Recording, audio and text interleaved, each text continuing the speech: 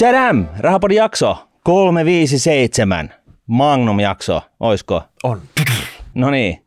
Tänään puhutaan sijoittamisen peruspalikoista, eli jos sä oot sitä mieltä, että sä tiedät kaikesta, niin tämä jakso ei välttämättä sulle, tai sitten se on just sulle sen takia, että voit tarkistuttaa sun tietosi. Hei, kertaus on opintojen iskä, vai miten se meni se sanonta? Tai äiskä, mutta joo.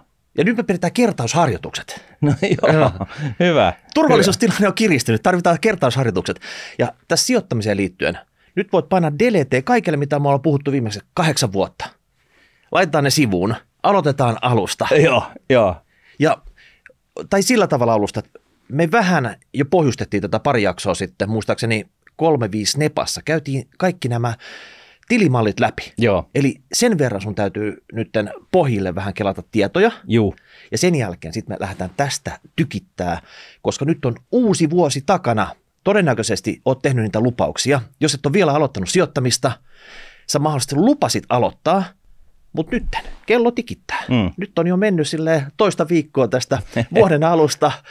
Time is money. Lupaus on eri asia, kun sitten se oikeasti sen toteuttaminen. Sama hommahan punttiksella. Niin. Aika moni sanoo sitten, että nyt kesäksi rantakuntoon. Juu. Ja sitten siellä ollaan sitten 2 viikkoa nostelemassa punttia, lihaksi vähän kivistää. Joo. Mutta tämä on pitkäjänteistä juttu, eikö? Sekin on pitkäjänteistä tekemistä. Ylipäätänsä tuntuu siltä, että kaikki niin kuin merkityksellinen on sitten kuitenkin sellaista, että siinä joutuu tekemään vähän pitkäjänteisesti niitä juttuja. Mikä on sun uuden vuoden lupaus? Kyllä mä siellä punttiksella. On sinä kanssa. Joo. Mä oon huomannut, että siellä on pikkusen enemmän porukkaa kuin ennen tätä joulua, mutta nyt pitää munkin aktivoitua. Joo. Sen lisäksi, että me nyt laitetaan kuulijoille salkku kesäkuntoon. Niin. Täytyy laittaa itsekin vähän itsensä kesäkuntoon. Joo. Mulla on targettina niin kesäkuuhun mennessä niin 20 kiloa pois. Minkä vuoden kesäkuuhun? Tämän vuoden. Tai itse asiassa tämä olisi mennyt niin kuin vanhan mallin mukaan, mutta niin kuin periaatteessa, koska mä ajattelin pitää huolta lihaksistosta, niin näin ollen niin se paino ei välttämättä tipu niin paljon. No, mutta sanotaan näin, että mä niin kuin karsisin veksen 20 kiloa, miltä se näyttää, niin kuin, kun se lähtee, mutta sillä tavalla, että niin kuin, kuitenkin on niin kuin, fyysisesti hyvä olla. Eli nyt on valitettavasti sellainen keissi tässä Rahapodin seuraavissa jaksossa, että tämä niin kuin, tuotto Martinin niin kuin, määryyden muodossa, niin se pienenee. Mä luulen, että meidän tuottaja kiittää meitä, koska hän voi siirtyä tästä kuvasuhteesta sitten tämmöiseen normaalimpaan. Niin, se syö vähemmän pikseleitä. Niin. Mieti. Ja vähemmän tilaa. Säästyy niinku... Vähemmällä enemmän, niinkö? Niin, just näin. Okei. Ei, vähemmällä enemmän ja parempaa. No mut nytten. Tai enemmän ja parempaa, tai parempaa. Miten se nyt menikään? No. Mutta onko lähtötilanne nyt se, että siellä toisessa päässä kuulija, katselija, Joo. Hän saattaa olla tämmöinen pikkumiikka, 18-vuotias innokas kaveri, joka on tehnyt, että minä en tiedä sijoittamista mitään, minä aloitan nytten. Tein sen uuden vuoden lupauksen siinä. Saatoin maistella vähän kuplivaa juomaa ja oli kiva, että nyt mä sen aloitan heti tässä tammikuussa. Nyt on se karu arki, nyt se pitäisi aloittaa. Nyt se pitää laittaa toteutukseen. Ja saattaa pikkumiikkaa saattaa vähän pelottaa. Joo. Ja sitten mä voisin olla vaikka se kohta keski-ikäinen Martin 50V, joka Iso Martin, niinkö? Niin, joka pohtii sitten näitä samoja asioita. Tämä hitto soiko. Tuolla eläkepäivät niinku tulee ehkä sen 20 vuoden kuluttua jo vastaan, että eikä näillä niinku, tunnetusti näillä niinku virallisilla eläkkeillä oikein mitään tee. Onko hänellä semmoiset pelkotilat? No voisi olla sellaiset pelkotilat. Niin, että onko liian myöhässä? Sitäkö niin. Okay. Että jotain pitäisi tehdä. Ja tietää kyllä sen, että kyllä se vanhemmiltakin onnistuu. No onko tämä pikkumiikka ja tämä setä Martin, niin onko ne samassa veneessä? No, kyllä ovat. Et se on, aloittaminen on tämmöiselle nuorelle jantterille ihan samanlaista kuin setämiehelle. Joo, ja se ensinnäkin niin se vastaus siihen hän on se, että se ei ole vaikeaa. Se pitää vaan tehdä, niin kuin vaan ryhtyy asiakkaaksi jossain ja alkaa lapioimaan jotain summia rahaa niin kuin sivuun. Ja Pikku-Miikan osalta niin se hyvä uutinen on se, että se on jopa suhteellisestikin huomattavasti vaatimattomampi summa, minkä Pikku-Miikan tarvitsee laittaa siivuun kuin tällainen Setä-Martin, joka joutuu lapioimaan aika paljon päästäkseen samoihin lopputulemiin. Mitä sä tarkoitat tällä? Selitä nyt. Mä selitän. Eli periaatteessa se on näin, että jos otetaan tavoitteeksi ylimääräinen suomalainen keskivertoeläkepotti. Pikku-Miikalle. Niin, ylimääräinen keskiverto. Pikku-Miikalle, Setä-Martinille ja miksei myös vastasyntyneelle. Okei, joo. Et miten nämä pääsee niin kuin tällaiseen niin kuin ylimääräiseen suomalaiseen keskivertoeläkepottiin. Eli siis sellainen laskennallinen summa, mikä on olemassa siinä vaiheessa, kun jää eläkkeelle. Niin se on 350 tonttua Suomessa, give or take, siis niin kuin hehtaarilukema. Ja samanlainen lisäpotti olisi nyt tavoitteena Pikku-Miikalle. Kyllä, omalla tekemisellä sama potti. Niin vastasyntyneille sen pystyy ostamaan 5 tonnilla. Pikku-Miikalle sen pystyy ostamaan sillä, että Pikku-Miikka säästää keskimäärin 200 euroa kuukaudessa 10 vuotta ja sitten lopettaa säästämisen ihan kokonaan. Siis, ja antaa vaan rahoja kasvaa. Eli nyt ottaisi semmoisen 10 vuoden sporttispurtin. Joo. 200 euroa kuukausista, se olisi pikkusen reilu 2 tonttua vuodessa. Joo. Ja sitä jaksaisi tehdä sitten hampaatirves 10 vuotta. 10 vuotta. Ja sitten antaa rahojen olla. Ja siis nämä sekä vastasyntyneen että Pikku-Miikan osalta, niin ne rahat siis sijoitetaan johonkin kustannustehokkaaseen osakeindeksirahastoon maailmalle. Ja oletuksena on 7% keskimääräinen vuotuinen tuotto. Tällä tekemisellä, tällaisilla summilla, niin saa aikaiseksi sitten sen ylimääräisen keskiverto Suomi-eläkkeen, noin 350 tonnin potti sitten eläkepäiviin mennessä. Sitten tällaisen Setä-Martinille, niin se vaatii sitten vähän enemmän, eli se vaatii 1100 euroa kuukaudessa, että 65-vuotiaaksi mennessä niin on keskimäärin saanut sitten tällaisen ylimääräisen eläkepotin 350 tonttua. Mutta tässähän on niinku tavallaan viisi pointtihan on se, että kun sä oot vanhempi, jos sä oot duunissa, niin sulla potentiaalisesti on enemmän mistä ottaa, varsinkin jos sä karsit kaikennäköistä hömppää pois menopuolella, kuin taas sitten Pikku-Miikalle, jolla se 2 hunttia on kyllä eittämättä niin kuin aika steep. Mä sanoisin, että Pikku-Miikka keksi sille 2 huntille muutakin käyttöä. Ihan totta. Kyllä. Joo, mutta Pikku-Miikka voisi esimerkiksi muistuttaa niin kuin sukulaisille, että hei, että kaikki nämä romuhopeat ja muut tällaiset, kun tulee, kun valmistuu jostain ja kaikki nämä tällaiset, niin unohdetaan kaikki tämä ja tässä on tällainen tilinumero, tonne saa aina laittaa, kun tuntuu, että mua haluaa palkita jollain tavalla, niin laittakaa se sama 34 euroa 60 senttiä tai mitä ikinä, niin laittakaa aina ne rahat tonne noin, että sillä niin kuin, saa enemmän aikaiseksi. Tässä on nyt tavallaan se koukku, Eli tavoite, että pitää olla joku tavoite, koska hän nyt Pikku-Miikka haluaa ihan muuten vaan nyt aloittaa tämmöistä hampaatirves säästämistä 10 vuotta, 2 hunttia kuussa. Just näin. Ja tavallaan se, että itse kun olin nuori, niin mä muistan sen, että mä ajattelin, että tämä on niin kuin, mä turhauduin siihen, että eihän jollain pienellä summalla saa mitään aikaiseksi. Sä et uskonut tämmöisiä? Mä en uskonut tällaiseen hommaan. Mä en uskonut sitä vielä hankkeen käytävilläkään, kun mä opiskelin rahoitusta. No tää on ihan uskomatonta. No tämähän on uskomatonta. Einsteinin mukaan on maailman 8. ihme. Tämä ei sitten pidä paikkaansa, että se olisi Einsteinin väittämä, mutta joka tapauksessa. Ja tosiaan niin kuin kaikille valtionpäättäjille ja nyt kun verojärjestelmä on syynissä ja tai siis eläkejärjestelmä on syynissä ja muuta, niin tosiaan vastasyntyneelle 5 tonnin sijoitus ostaa keskimääräisen suomalaisen eläkkeen. Eli jos miettii sitten vertaa siihen, että sinä ja minä maksetaan 1/4 meidän palkasta eläkejärjestelmään joka kuukausi, niin onhan se aika kallista suhteessa siihen, että tästä hetkestä eteenpäin niin laitettaisiin vaikka valtion toimesta, otetaan Solidiumin rahat, laitetaan ne niin kuin johonkin järkevään kerrankin, niin siirretään siitä jokaiselle vastasyntyneelle suomalaiselle niin 5 tonnia niin kuin kasvaa korkoa korolle. Niin se eläkeratkaisu on siinä. Mieti, miten halpa se olisi tässä vaiheessa. Nyt jos sanotaan, että vaikka 40 000 vastasyntynyttä tulee vuosittain enää, kun se luku tulee kuin lehmähäntä alaspäin koko ajan. Kyllä. 5 tonnia jokaiselle.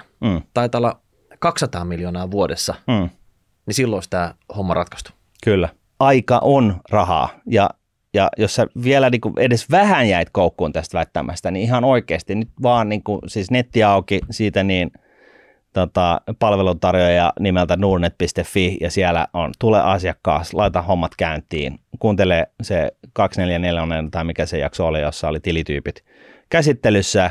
354 tai 354 totta kai ja näin, niin päästään hommiin. Okei, nyt on lupaus tehty uutena vuotena. Nyt on ne rahat tässä käsissä. Joo. Jes, nyt mä aloitan.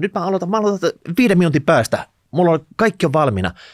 Mutta mihin? Joo. Kerrataan tässä vähän niin kuin sijoituskohteita, että mihin sä voit tunkea ne rahat. Ja lähtökohtaisesti... Tai mihin ne pitäisi tunkea. Niin. Okay. Lähtökohtaisesti niin hän on maailmassa olemassa osakkeita ja korkosijoituksia ja sitten kaiken näköistä muuta. Ja tyypillisesti, kun puhutaan pitkäjänteisestä säästämisestä, niin tehdään tämä homma selväksi. Osakkeet on se sijoituskohde, mihin pitää laittaa. Osakkeet tuottaa ylivoimaisesti parhaiten pitkässä juoksussa. Kaikki muut sivuun. No siis jos sä haluat niin kuin säästää tällä tavalla, kuin mitä me tässä edellisissä esimerkkeissä kaavailtiin, ne on ne osakkeet. Ja koskeeko tämä nyt vastasyntynyttä, pikkumiikkaa ja Setä Marttinia? Kyllä. Kaikki näitä, vaikka olisi ihan eri elämäntilanteessa. Kyllä, niin kauan kun on, sanotaan niin kuin noin 10 vuotta tai enemmän aikaa siihen, että sun on pakko, lainausmerkeissä pakko saada ne rahat nostettua, niin osakkeet on the solution. Ja sitten jos on jotain tällaista niin kuin muuta säästämistä, nyt ei puhuta tästä, että järkätään niin kuin jotain merkittävää korkoa korolle hyötyä itselleen, vaan on jotain muuta säästämistä. Esimerkiksi jotain tällaista niin kuin pahan päivän varalle tyyppistä juttua, niin se pankkitili on aika hemmetin huono vaihtoehto. Silloin joku tällainen rahamarkkinarahastotyyppinen korkosijoitus on ehkä fiksumpi. Tai jopa säästötili tässä. Tai jopa säästötili. Okei. Just näin. No, mutta sitten osakkeet, mitä ne on?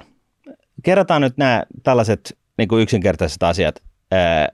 Käydään tämä ihan juurta jaksaa läpi. No sanotaan nyt, että pikkumiikka voi jopa sana osake vähän pelottaa. Sitten ei ole ihan hirveästi tuossa koulutaipaleen aikana puhuttu, että isot pojat, osakkeet, uutisia sen verran, mitä nyt 5 sekuntia on jaksanut uutisia katsella, niin sana osake on ehkä siellä mainittu ja siihen liittyy kurssit ja tämän tyyppistä.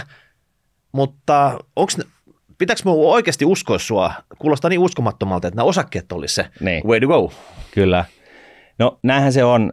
Jeremy Siegel on tutkinut eri pääomaluokkien tuottoja niin kuin 220 X vuoden ajalta. Ja kyllä se, niin kuin, ja Jenkkilästä otettu esimerkkejä ja siinä on niin kuin ihan selkeästi näin, että käteinen ei tuota mitään, se haihtuu tuhkana tuuleen inflaation tahtiin, eli se, että säästät käteistä sun tyynyssä tai patjassa, niin se on niin kuin mahdollisimman huono vaihtoehto. Joku metalli tai joku muu kuin kulta, niin sekään ei tuota mitään, se on niin kuin tällainen vedonlyöntikohde, mutta metalli on metalli, se ei tuota mitään. Lähtökohtaisesti itse. Eri aikoina ihmisillä on kaikennäköisiä näkemyksiä siitä, että miksi kullan hinta nyt nousee ja miksi se ei nouse, mutta se pointti on se, että se ei niin kuin itsessään tuota mitään tuottoa. Sitten sulla on korkoinstrumentit, jossa korkosijoitukset, niin korothan on lainoja. Korkoinstrumentit, korkosijoitukset on lainoja, eli periaatteessa kyse on siitä, että joku on laskenut liikkeelle tällaisen velkapaperin, jolla se on saanut rahaa lainaksi ja sitten se jonain päivänä maksaa sen lainan takaisin. Ja näihin kun sijoittaa, niin kyse on siitä, että sä saat jonkunnäköistä korkotuottoa. Näin yksinkertaistettuna. Rahamarkkinarahastot tarkoittaa sitä, että rahamarkkinasijoituskohteena on siis tällaisia lyhyitä koroita, alle 12 kuukauden korkosijoituksia, joka tarkoittaa siis käytännössä sitä, että jos sä sijoitat, niin kuin normaalit ihmiset tyypillisesti tekee, niin sijoittaa tällaisiin korkoinstrumentteihin sijoitusrahastojen kautta, niin se tarkoittaa sitä, että se rahasto käytännössä ostaa sitä rahamarkkinasijoituskohdetta ja pitää sen niin kuin loppuun asti, että siitä niin kuin ei ole riski siitä, että se ei tuottaisi sen, mitä siinä sijoitushetkellä on todettu. Eli se on niin kuin mahdollisimman vähäriskisin vaihtoehto, ja sitten on pidempiä korkoja, jossa on sitten korkoriskiä ja on riskiä siitä, että joutuu rahaston sisällä myymään näitä ennen kuin ne erääntyy, jolloin siinä on tavallaan niin vähän enemmän riskiä, mutta se on kuitenkin vielä vähän riskisempää kuin osakkeet, ja osakkeet on sitten viimeisenä, jotka heiluu paljon lyhyellä aikavälillä, mutta tavallaan korvaukseksi unettomista öistä, niin saat sitten pitkällä juoksulla ylivoimaisesti parempaa tuottoa. Oliko se tässä Jeremy Siegelin vertauksessa, niin oliko se bondit, niin pitkät korot, niin oli tuottanut 3,6%, niin osakkeet oli tuottanut sen 7%, ja kun puhutaan siitä, että minkälaista eroa tämä tekee korkoa korolle mielessä, niin se on niin kuin valtava. Että se on niin kuin käytännössä korkosijoituksella, niin et saa edes, muistaakseni, olisiko se ollut niin kuin edes 100% niin kuin 220 vuoden aikana suhteessa siihen, mitä sä saat sijoittamalla osakkeisiin. Eli osakkeet ovat se pitkäjänteisen tekemisen sijoituskohde. Okei, Jeremy Siegel. Mä oon katsonut paljon leffoja pikkumiikkana, Joo. missä mä en tiedä, onko tämä suku tälle, Steven Seagal, sillä pistää pohjoikavereita poikkia pinoon. Joo. Pitääkö mun oikeasti nyt uskoa tätä Jeremyä, että hän tietää tästä asiasta nyt, että hänen johtopäätöksen näistä osakkeista on se, mihin pitää uskoa. Tämä kuulostaa niin uskomattomalta. No, hän on amerikkalainen proffa, joka on kirjoittanut todella tunnetun kirjan Stocks for the Long Run muun muassa, ja jos hän olisi laskenut tämän homman jotenkin väärin, niin se olisi niin kuin tämän viimeisen 20 vuoden aikana jo käynyt ilmi. Että tämä on niin kuin tällainen manifesti, tämä tekele, jossa hän on siis laskenut tällaista niin kuin reaalituottoa niin kuin näille eri pääomaluokkille. Hän on tehnyt sen niin kuin ihan Whartonin proffan ominaisuudessa. Että kyllä mä luulen, että hänen on uskominen. Okei, selvä. Eli nyt me ollaan tilanteessa, että osakkeet. Juu. Eli mitä ne on?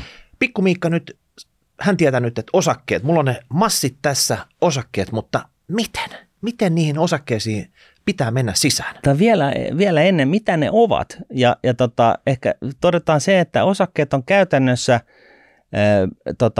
todistus siitä, että sä omistat osuuden jostain yrityksestä. Jos sä omistat yhden osakkeen Nokiassa, Nesteessä, Applessa, Teslassa tai mitä ikinä, niin sä omistat pienen siivun sitä yritystä. Sä oot osakkeen omistaja. Ja se tarkoittaa sitä, että silloin kun se yritys tekee voittoa, niin sä saat paljon tuottoa, joko osinkomaksun muodossa, eli voitto maksetaan niin kuin sieltä yrityksestä sulle ulos, tai sitten se näkyy niin kuin osakkeen arvon nousuna, tai molempina. Molemmatkin käy. Osakkeen arvo voi vaan mennä nollaan. Eli sä et myöskään niin kuin joudu niin kuin tällaiseen jonkun näköiseen loputtomaan maksajan rooliin. Eli periaatteessa se pahin, mitä voi osakkeessa tapahtua, niin kuin näissä sinänsä kaikissa näissä instrumenteissa, mitä me tänään käsitellään, niin kuin osakkeet, korot ja tällaiset muut ostetut sijoituskohteet, ne voi vaan mennä nollaan. Eli sun ei tarvitse olla huolissaan siitä, että jossain vaiheessa saat niin kuin, sun sijoitus ei vaan mennyt huonosti, vaan että sulla olisi niin kuin joku olisi vaatimassa sulta miljoonia. Se ei mene niin. Eli sijoittamisen aloittaminen ei vie minun kallisarvoisia yöuniani, niinkö? No joidenkin mielestä sitten taas se lyhyellä aikavälillä, kun osakkeiden arvo heiluu paljon, niin se voi olla niin kuin tällaiselle uudelle sijoittajalle niin kuin tällainen vähän niin kuin hikinen paikka. Mutta se pointti on just se, että niin kuin, koska osakkeet, voi mieltää näin, koska osakkeet heiluu lyhyellä aikavälillä, ne voi mennä ylös 20%, sitten niiden arvo voi puolittua seuraavana vuotena, sitten ne voi tuplaantua sitä seuraavana vuotena ja näin poispäin. Yksittäiset osakkeiden arvostukset heiluu paljon, ja sen takia sun ei kannatakaan sijoittaa yksittäiseen osakkeeseen, vaan vähintään, niin kuin sanotaanko noin 10, ja kaikista helpoiten tämä sitten tapahtuu sijoitusrahaston kautta, johon me palataan kohtaan, mutta että se on niin kuin se pointti, että sä et voi hävitä enempää kuin mitä sä oot sinne laittanut, ja lyhyellä aikavälillä sun sijoituksen arvo heiluu paljon, mutta sitten toisaalta se tuotto-odotus osakkeissa on jyrkempi, että se tuottaa niin kuin paremmin pitkässä juoksussa kuin vähemmän riskiset vaihtoehdot, jotka tuottaa vähemmän. Tiedätkö, minkä takia heilumisen takia ei kannata menettää yöunia? No kerro. Koska ne osakkeet ei heilu yöllä. Ne heiluu vaan silloin, kun pörssi on auki. No sekin on totta. Että yöllä ei tapahdu heiluntaa. Joo, just näin. Ja korkosijoituksistahan puhuttiin jo, ne on niin tällaisia IOU-tyyppisiä lappuja. Sä lasket liikkeelle niin kuin korkolapun, oliko se sitten lyhytaikainen korko, jolla niistä puhutaan rahamarkkinainstrumentteina tai bondeista, jotka on sitten, rahamarkkinainstrumentit on alle 12 kuukautisia lainapapereita, eli ne maksetaan takaisin 12 kuukauden sisään. Pitkät korot on sitten taas tällaisia, jotka voi olla vuoden, 5 vuoden, 20 vuoden, 30 vuoden, jopa 100 vuoden mittaisia ennen kuin ne maksetaan niin sanotusti takaisin. Siinä matkalla on sitten jonkunnäköinen korkolappu, korkolupaus, että maksetaan jonkunnäköistä korkoa. Ja sitten meillä on viimeisenä niin kuin iso läjä kaikennäköistä epämääräistä, metallit, raaka-aineet, johdannaiset, kryptot, mitä ikinä. Kaikki jännittävää siellä. Mutta onko se silleen, sinne ei saa mennä, no go zone? No se on sellainen, että sinne ei kannata mennä ennen kuin tietää, mitä tekee. Ja maailman kuuluin sijoittaja Warren Buffett, niin, joka on siis ylivoimaisesti tunnetun ja menestyksekkään yksittäinen sijoittajahenkilö maan päällä maailman ihmiskunnan historiassa, niin hänhän on siis sijoittanut vain ja ainoastaan osakkeisiin pitkäjänteisesti. Tämä on niin kuin se juttu, että se on niin kuin ne osakkeet. Osakkeet on se pitkäjänteisen yli 10 vuoden sijoitushorisontin tekemistä. Ne on se väline, sijoituskohde, millä itse kukin 5-vuotias pikku Miikka ja setä Martin voi järjestää itselleen ylimääräisen suomalaisiin keskivertoeläkkeen tietyssä ajassa tietyillä kuukausisummilla. Näin. Tämähän rupeaa kiinnostaa tämä aihe sitten, että mistä niitä osakkeita löytyy, miten mä pääsen vauhtiin, että älä pidä mua jännityksessä. No osakkeita ja oikeastaan kaikkea voi ostaa osakevälittäjän kautta. Ja Nordnet on esimerkiksi yksi tällainen niin kuin, osakevälitykseen niin kuin erikoistunut taho. Mikä se oli se nimi? Nordnet. Nordnet? Joo, ei Nordea, vaan Nordnet. Okei. Se tuli ekana mieleen sulle, kun sä pohdit, että mistä näitä osakkeita voisi löytyä sitten vai? Joo, mä en tiedä mistä se johtuu, mutta kyllä se näin on ja Suomessa niin on keskivertoihmiselle niin varmaan voi hyvällä omalla tunnolla sanoa, että se on varmaan niin kuin paras välittäjä, mikä löytyy Suomesta palveluntarjoajana. Sitten vaan lähtee maailmalle.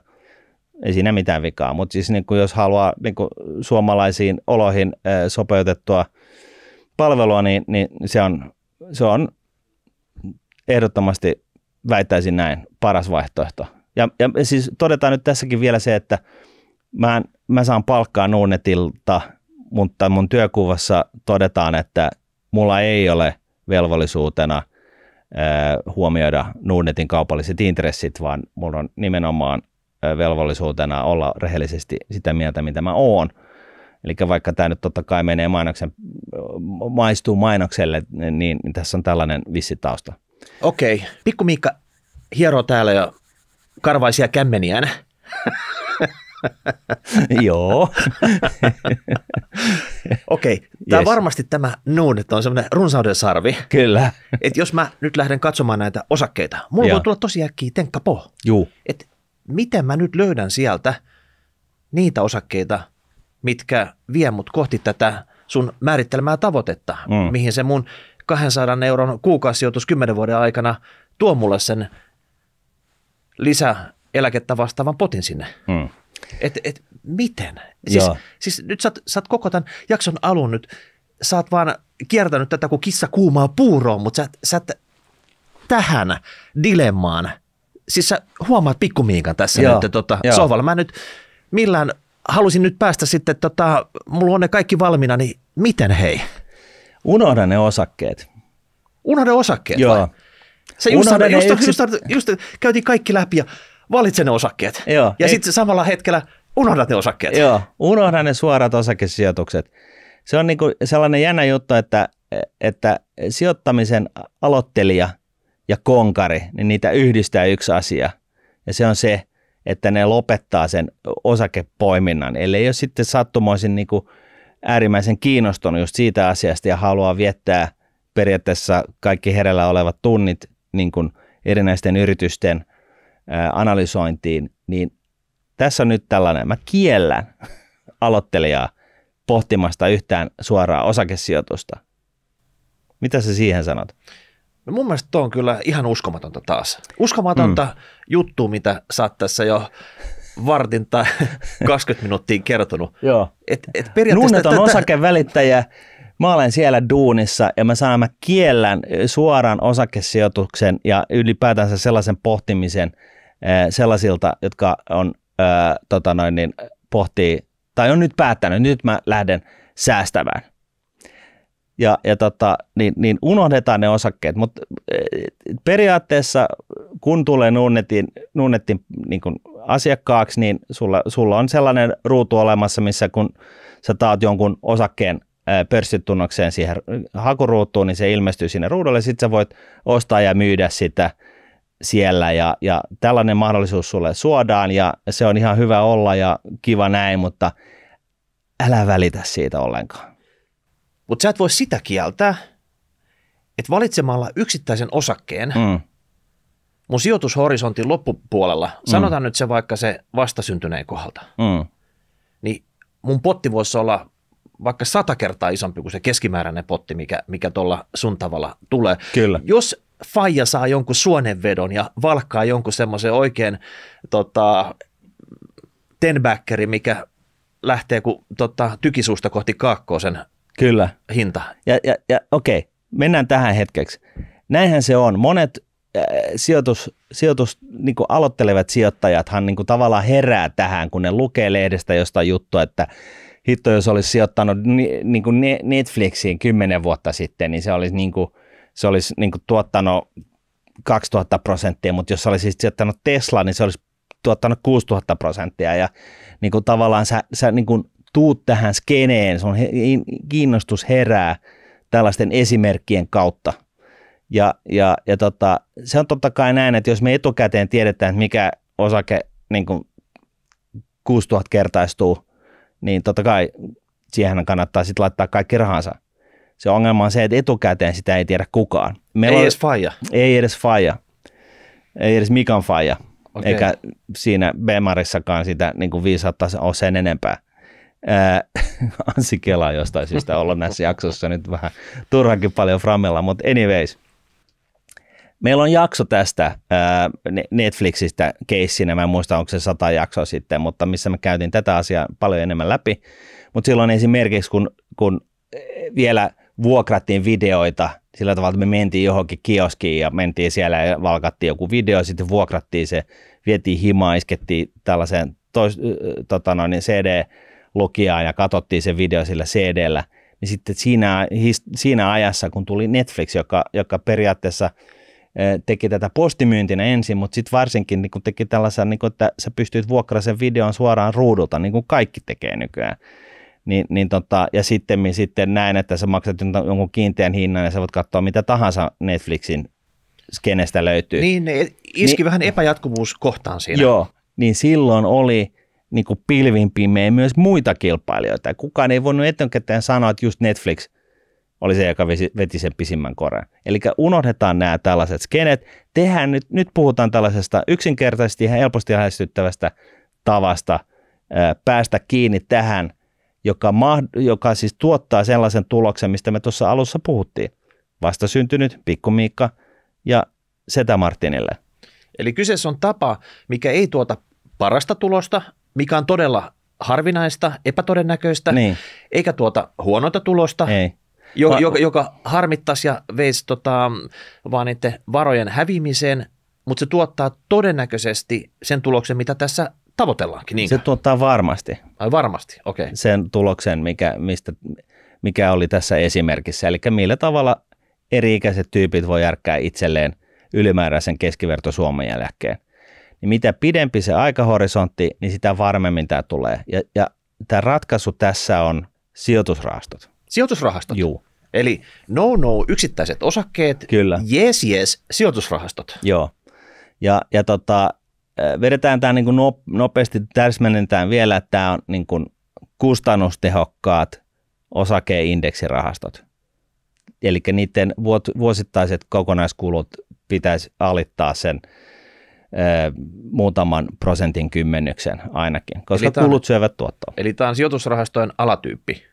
Tämä on sijoitusrahastojen niin kuin emätyyppi. Emätyyppi, aha, okei. Okay. Eli sijoitusrahastot, mikä se sitten on? Vedetään tämä nyt nopeasti. Niin se on niin kuin tavallaan se, että jos mä laittaisin rahaa sivuun ja mulla olisi niin kuin satku laittaa kuukaudessa, sijoittaa kuukausittain niin kuin osakemarkkinoille, niin jos mulla on se satku, niin mä periaatteessa saa sillä satasella niin kuin, jotain yksittäisiä osakkeita hankittua ja se hajautus ei ole mitenkään hyvä, eli mulla niin kuin menee ne rahat koko ajan niin kuin muutamaan tai yhteen osakkeeseen ja näin, mutta sen sijasta niin voidaan ottaa 100 tai 1000 tai miksei 100 000 sijoittajaa, jotka laittaa kaikki rahansa tällaiseen sijoitusrahastoon, kerätään ne niin kuin rahat kasaan sinne sijoitusrahastoon, ja se sijoitusrahasto sijoittaa kaikkien meidän puolesta esimerkiksi S&P 500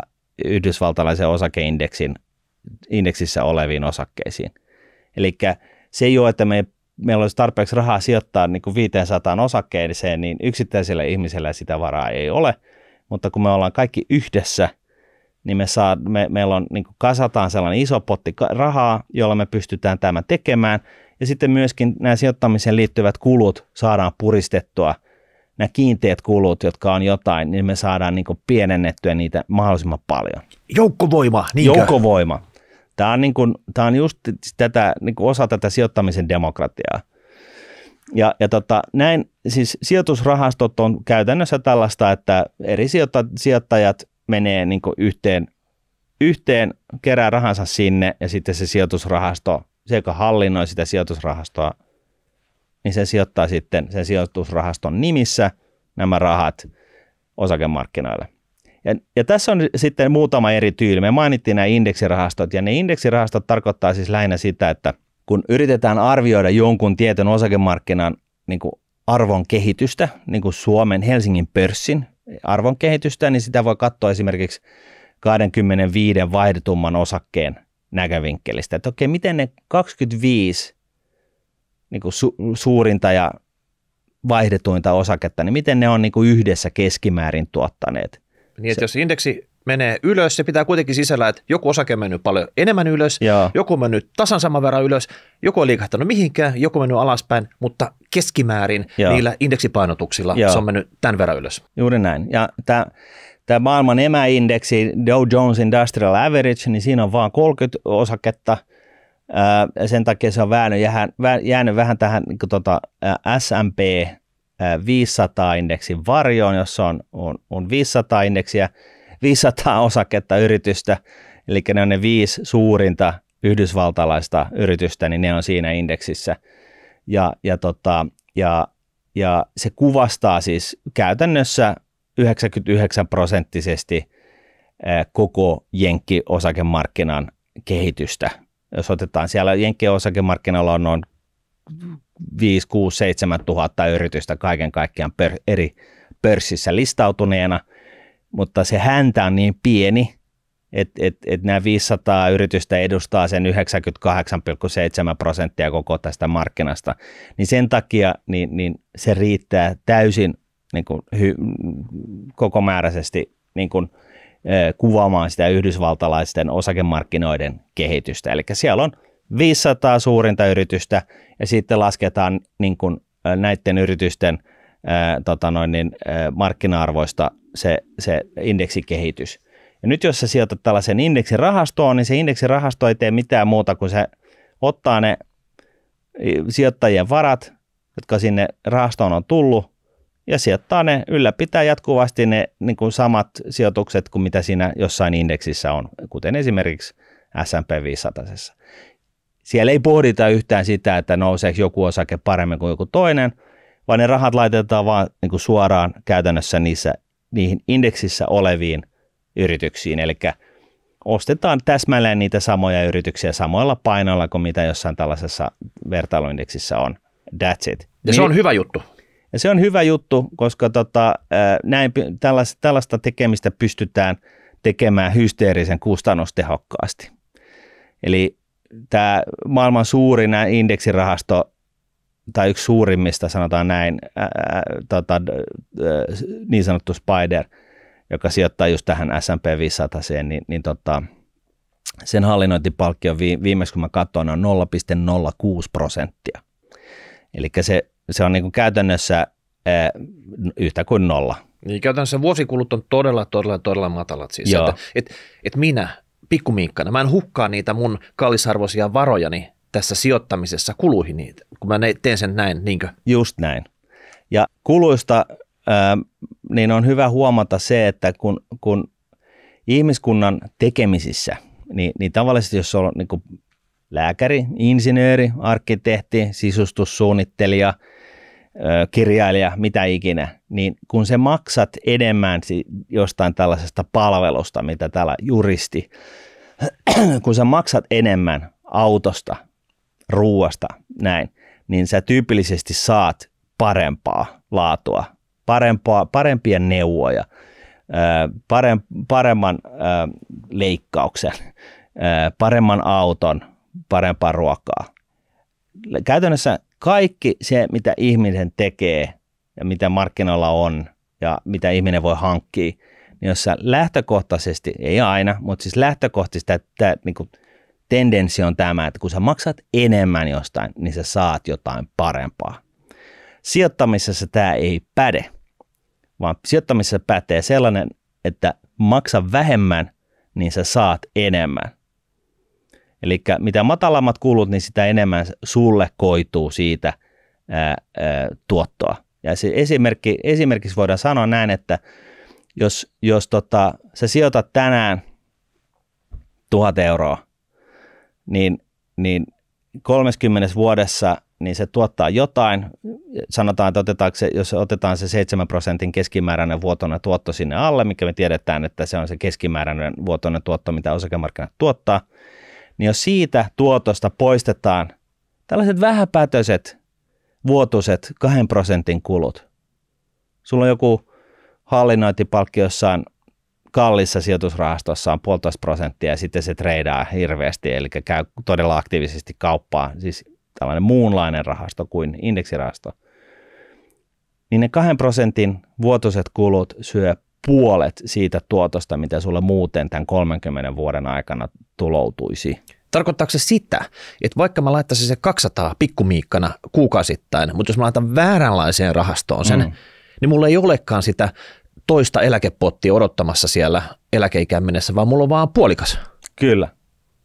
Mitä jos ihmettä? Sitäkään. Eli jos mä teen väärän valinnan tässä aloittamisajankohdassa, siellä on hirveä määrä näitä vaihtoehtoja, samantyyppisiä nimiä, mitä mä valitsen siellä. Jos mä hiirikäsi pikkusen värähtää väärään suuntaan ja mä valkkaan väärän. Niin. Ja käy näin sitten vai? Joo, kyllä. Siis tämmöinen pieni valinta aiheuttaa ton ison lopputuloksen. Joo. Sitä. Ja se vääryys ei tule siitä, että ne rahat menee vääriin yrityksiin, vaan se vääryys tulee siitä, että se maksaa liikaa.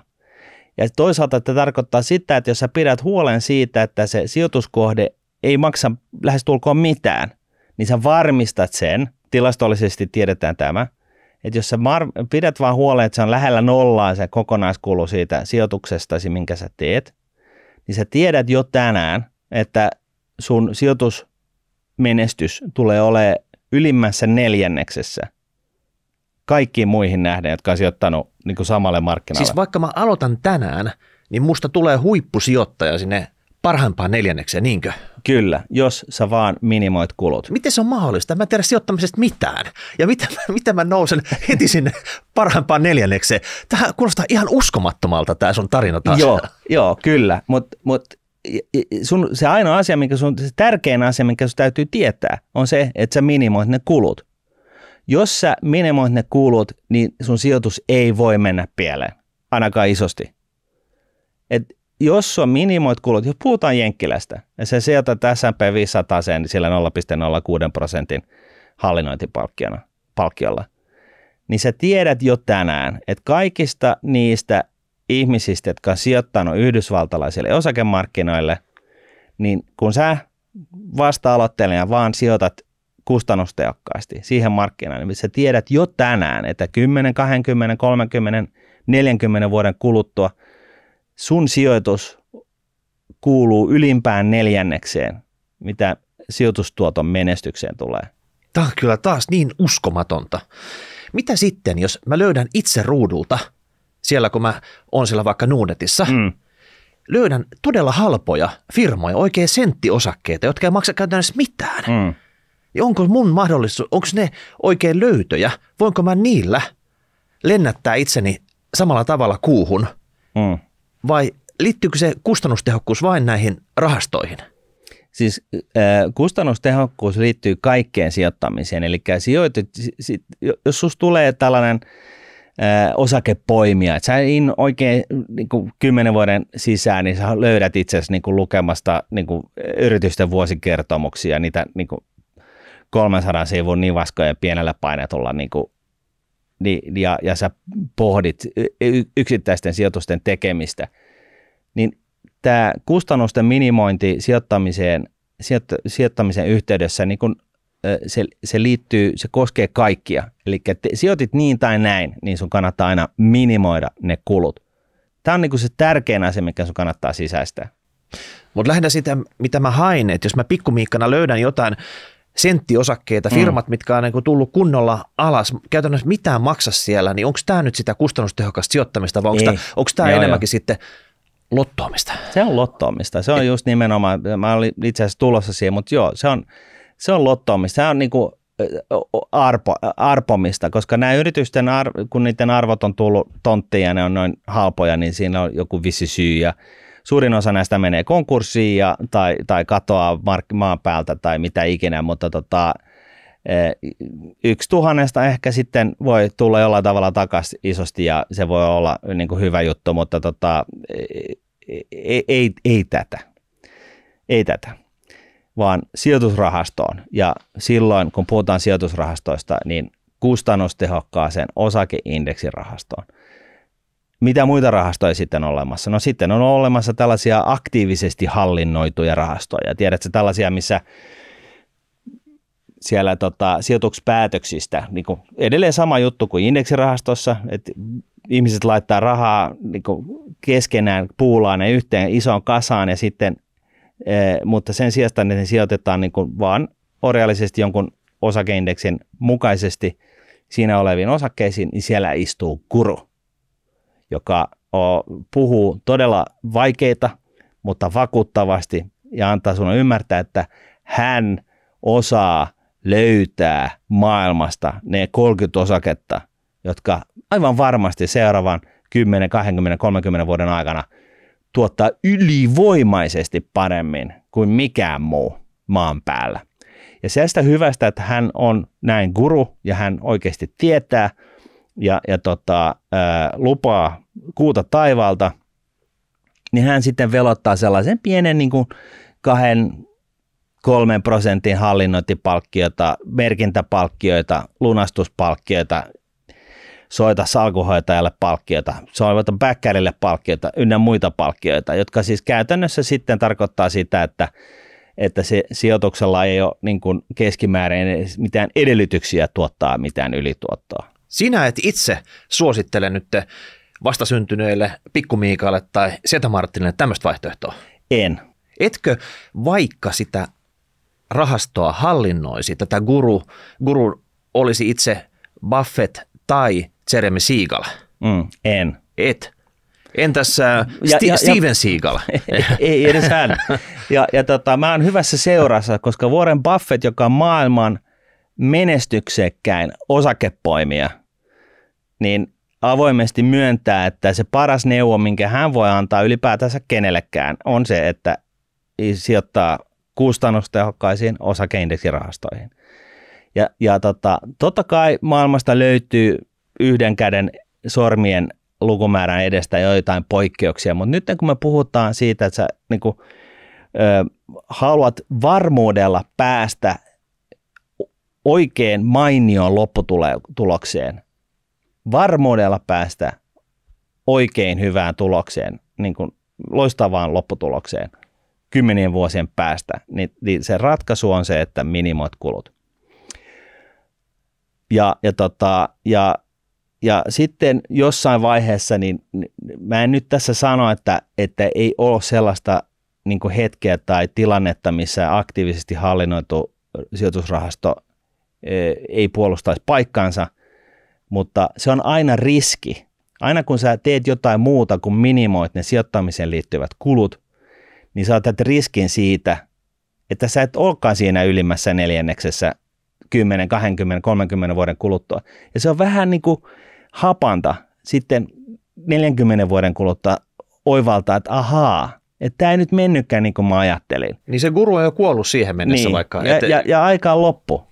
Ja sä toteat siinä vaiheessa, että hitsi soiko, että jos mä olisin vaan sijoittanut siihen kustannustehokkaaseen osakeindeksirahastoon, niin mä olisin saanut tuplasti enemmän rahaa. No ehkä siinä, jos miettii tätä, että jos sun paikka oikeasti on siellä ylimmässä neljänneksessä ja sit saatat riskin, niin kuinka paljon sä voit enää parantaa sun tilannetta? Sä voit päästä ehkä ylimpään kymmenykseen. Se voi olla, että sä voit pikkusen päästä ylemmäs siinä kaikkien sijoittajien isossa puulissa, mutta sulla on se 3/4 niitä neljänneksiä on sun alapuolella tällä hetkellä, mihin sä helposti voit humpsahtaa sitten, jos se riski oikeasti...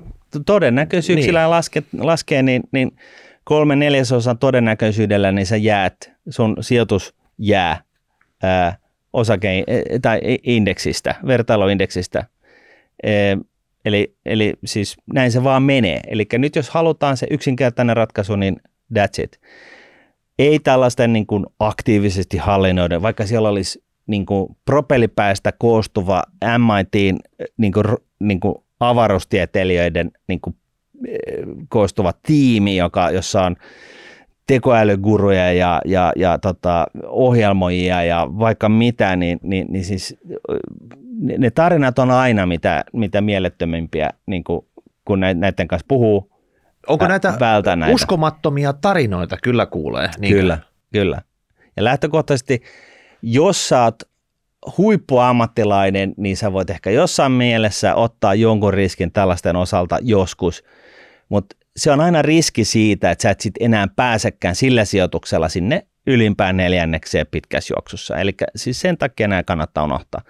Näin. Sitten jos meillä on siis meillä on indeksirahastot, jossa minimoidaan kulut, sitten on tällaiset aktiivisesti hallinnoidut rahastot, jolla sut lypsetään kuiviin ja tuhotaan sun sijoitustuotto-odotukset, tai ainakin madalletaan niitä.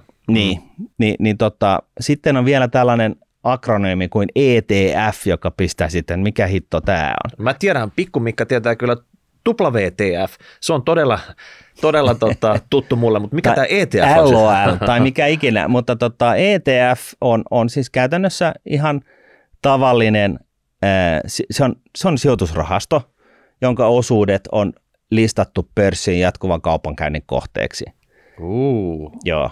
Ja tämä tarkoittaa sitä, että jos sä itse haluat tällaisiin sijoittaa, niin sun täytyy mennä sitten sinne pörssiin ja itse niin kun ostaa ne sieltä ruudulta, ja tämä on vähän hankalaa. Ja mä sanoisin, että unohda tämäkin. Sä oot antanut paljon kieltoja tässä. Joo. Se on niin kuin yleensä se viisauden alku, kun tietää, että mitä sun ei pidä tehdä. Mutta ETF on siis sijoitusrahasto, jonka osuudet on listattu pörssin jatkuvan kaupankäynnin kohteeksi ihan samalla tavalla kuin osakkeet. Ja tyypillisesti niin se on maailma on kehittynyt sellaiseen suuntaan, että 99% näistä ETFistä on enemmän tai vähemmän kustannustehokkaita osakeindeksirahastoja. Täällä on lähes sinne ruudulle seikkailee, koska siellä pitää huomioida erinäisiä asioita. Me palataan tähän vielä. Ja sitten sellainen tärkeä asia kaikissa osakeindeksirahastoissa, kustannustehokkaissa tällaisissa tai aktiivisissa tai mitä ikinä, niin sun pitää valita, tämä on niin kuin tällainen nippelitieto, mutta sun pitää aina valita ne kasvuosuudet. Eli sellaiset omistusosuuden todistukset siihen rahastoon, joiden osalta rahastoon kertyvät tuotot sijoitetaan rahaston sisällä uudestaan rahastossa oleviin osakkeisiin.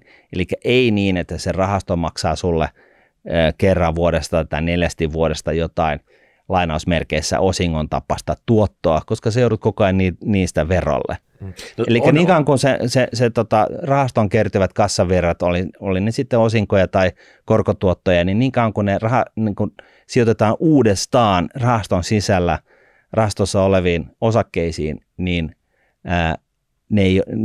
niitä ei veroteta. Joo. Rahasto ei maksa veroja. Joo, onneksi Suomessa suurin osa näistä onkin tämmöisiä kasvuosuudellisia, mutta muualla maassa, kun verokuviot menee vähän eri tavalla, niin saattaa olla myös näitä tuotto-osuudellisia. Joo.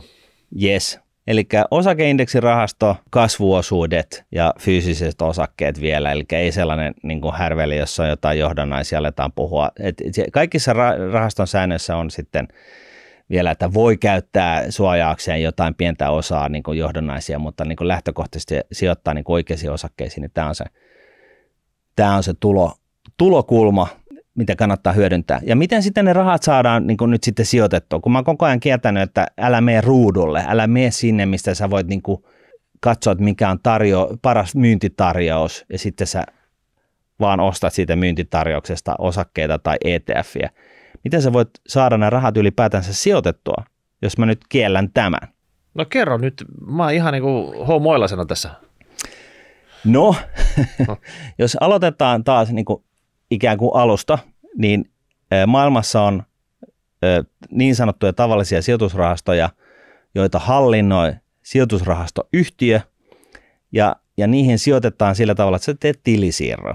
Eli sulla on sun palkkatili, sä siirrät siitä 10 jonkun sijoitusrahaston pankkitilille, niin hups, ne on sitten sijoitettu, ja ne on sijoitettu sun nimiin, ja harasho. Tämä on niin kuin maailman helpoin tapa tehdä sijoitus tällä hetkellä ylipäätänsä mihinkään. Yksinkertaisin tapa. Yhtä helppo tapa on sitten, ja tämä on nyt sellainen niin kuin toinen tällainen, että jos ne kulujen minimointi on se niin kuin emäasiassa, mikä sinun täytyy sisäistää, jolla sä varmistat sen, että sä päädyt ylimpään 4 sun sijoitustuottoisen osalta, jos sä sijoitat esimerkiksi Yhdysvaltoihin tai Suomeen tai Eurooppaan tai minne ikinä, niin kuukausisäästösopimus, sellainen sun kannattaa järkätä itsellesi. Ainakin jos sä oot Nordnetin asiakas, niin tämä kuukausisäästösopimus ei kustanna mitään, niin se ei hidasta sun vaurastumista millään tavalla. Sopii tähän kulutehokkaaseen kuvioon, mitä sä kerroit tässä aikaisemmin. Juuri näin. Ja sä kuukausisäästösopimuksen puitteissa, niin sulle tulee sellainen tili, minne sä siirrät rahaa, ja sitten sä voit siellä valita sen kuukausisäästösopimuksen puitteissa, että minne ne rahat sitten sijoitetaan kerran kuukaudessa. Ja nämä sijoitukset tekee Nordnet sun puolesta. Eli sun ei tarvitse sitten niin kuin yhtään itse välittää tästä asiasta käytännöstä millään tavalla, vaan aina kun sä siirrät rahaa sinne kuukausisäästösopimuksen puitteissa määritellyt tilille, niin nämä rahat hakeutuu tai ne sijoitetaan Nordnetin toimesta niihin sijoituskohteisiin, mitä sä oot valinnut. Automaagisesti. Eli käytännössä tällainen järjestely on yhtä simppeli kuin se, että sä sijoitat tällaiseen tavalliseen XYZ-nimisen sijoitusrahastoyhtiön hallinnoiman rahastoon ne sun rahat tilisiirrolla, niin sä voit tehdä sen saman tällä tavalla. Eli sulla on, pistät kuukausisäästösopimuksen pystyyn ja sitten siirrät sun palkkatililtä tai mistä ikinä, niin rahat sitten tälle kuukausisäästösopimuksessa määritellylle tilille, niin ne rahat sijoitetaan Nordnetin toimesta automaattisesti sun siinä kuukausisäästösopimuksen puitteissa määrittelemiin sijoituskohteisiin. Ja that's it, siinä kaikki. That's it. Ja tämä ei velvoita mihinkään. Mä luulen, että tämä on ehkä se pointti, missä jengi menee helposti metsään, että tämä on jotain vaikeaa tai kuukausisäästö. En mä halua sitoutua kuukausisäästämiseen tai mitään ikinä. Sun ei tarvitse. Sun kannattaisi säästää pikkumiikan sen 200 euroa kuukaudessa 10 vuotta ja sitten antaa rahaa vaan olla, sun kannattaisi harrastaa tällaista, mutta sun ei ole pakko. Meinaatko, että jos mä joudun ostamaan uuden rippipuvun niin joku kuukausi, josta rahaa ei tule, niin sieltä ei tule penaltia? Ei tule penaltia.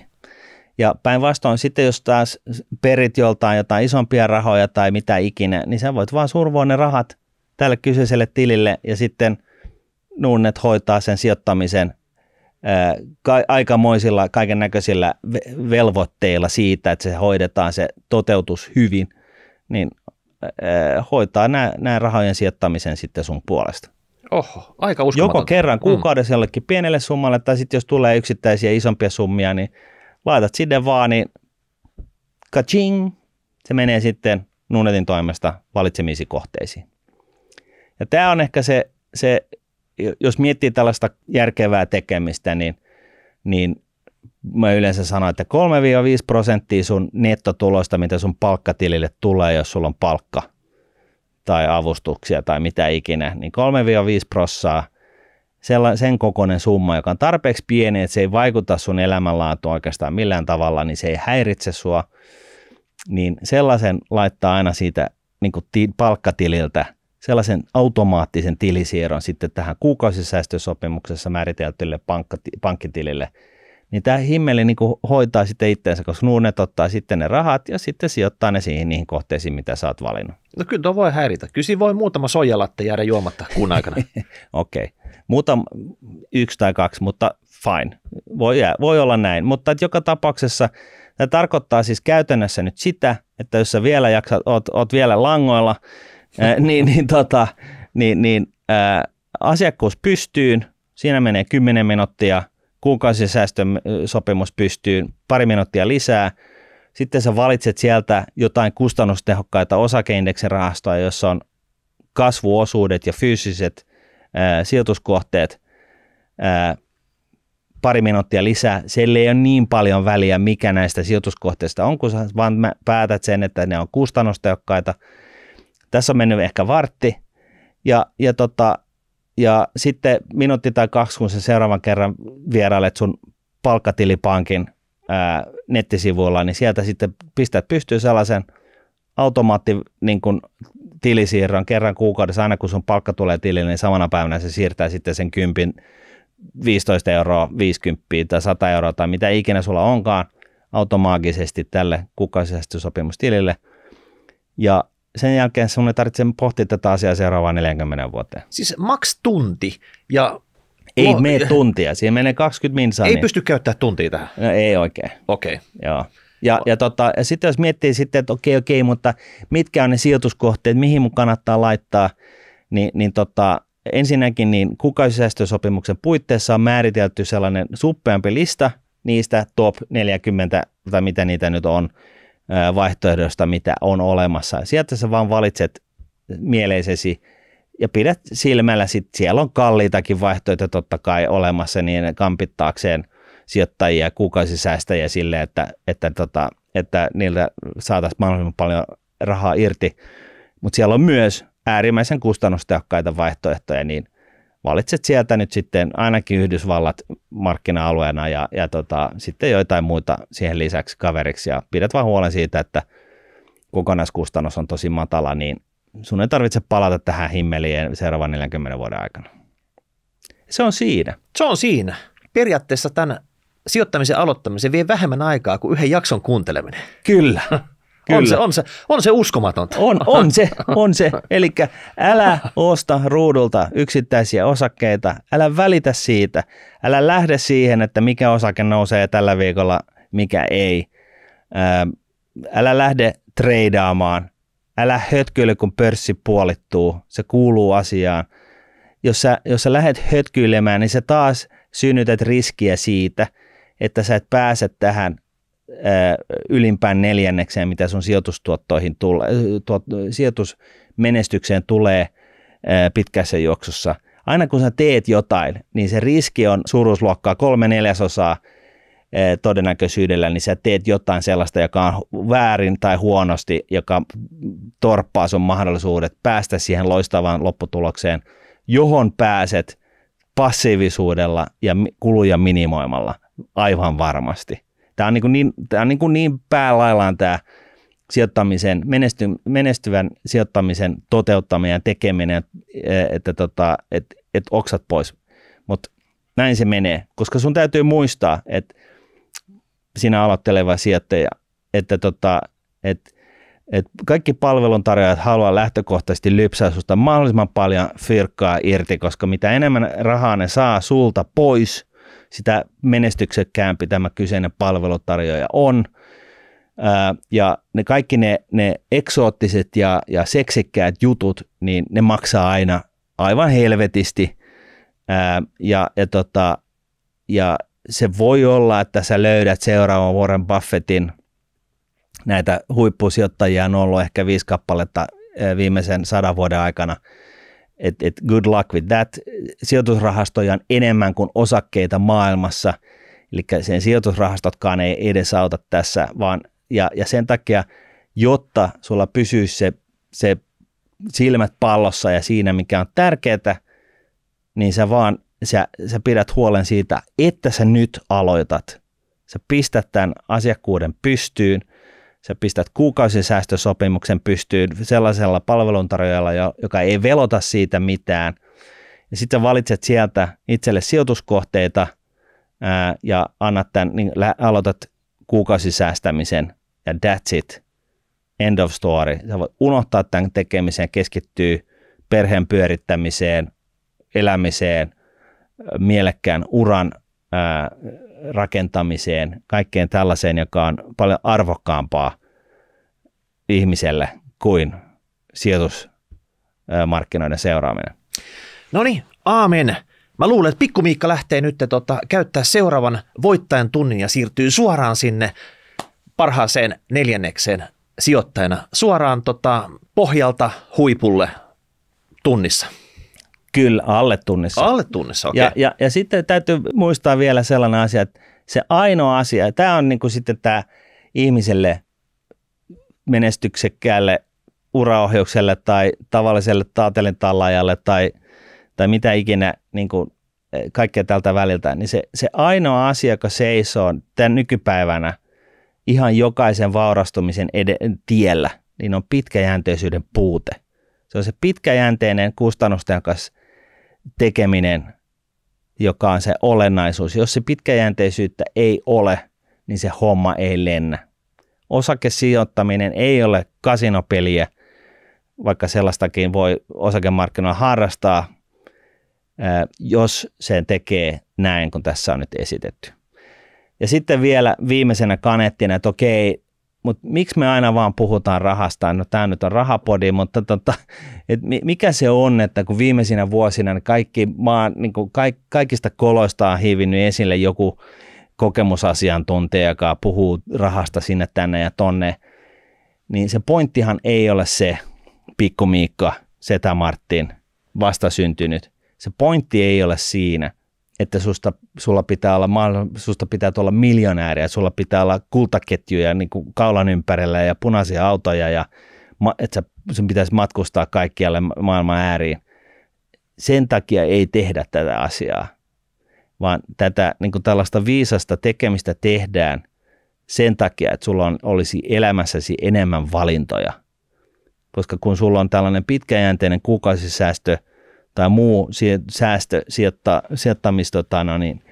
tekeminen siellä pohjalla, niin jos elämä jossain vaiheessa koettelee, niin sulla on jotain, minkä varaan, niin kuin, mihin tukeutua. Sulla on jonkunnäköinen potti, jolla jos niin kuin tulee syöpä tai joku kuolee tai mitä ikinä, niin sulla on ikävä työpaikka, sun pomo on niin kuin siis kauhea, sä et halua olla siinä duunista mitä ikinä, niin sä voit valita toisin, koska sulla on vähän släkkiä, kun sulla on tällaista järkevää tekemistä taustalla. Ja vaikka et sä niihin sitten, jos sulla käy niin hyvin, että sun ei tarvitse näihin puuttua, niin sitten eläkepäivillä, joka tänä päivänä tarkoittaa sitä, että sulla on vielä 40% elinaikaa senkin jälkeen jäljellä, niin silloin on sitten jotain, esimerkiksi ylimääräinen keskiverto Suomi-eläke. Sukanvarressa. Pitää olla aika pitkä sukanvarsi tai leveä sukka. Niin, eli se pointti on se, että kun meidän täytyy rahoittaa tämä meidän oma elämänkaari, että alussahan vanhemmat tekee sitä ja valtio tekee sitä Suomessa ja saat käydä kouluja ja käydä lääkärissä ilmaiseksi tai kustannuksitta.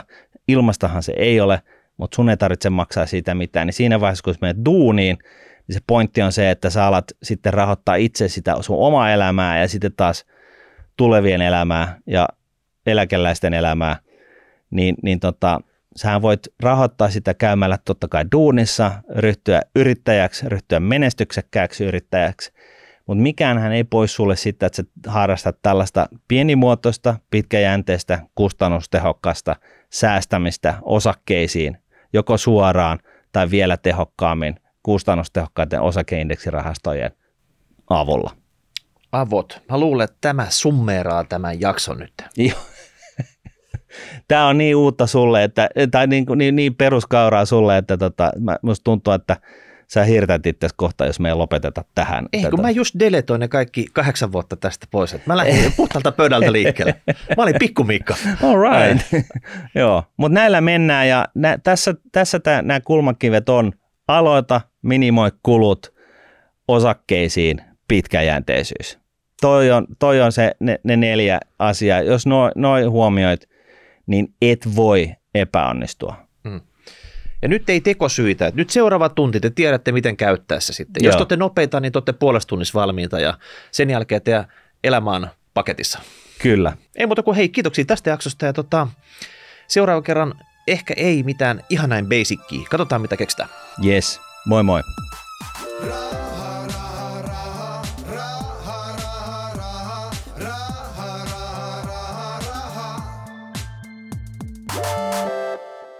Tässä esitetty ei ole, eikä sitä tule käsittää kehotukseksi merkitä, ostaa tai myydä arvopapereita. Sijoittajan tulee sijoituspäätöksiä tehdessään perustaa päätöksensä omaan arvioonsa sekä ottaa huomioon omat tavoitteensa ja taloudellinen tilanteensa. Rahoitusvälineiden arvo voi nousta tai laskea. On olemassa riski, ettet saa sijoittamiasi varoja takaisin.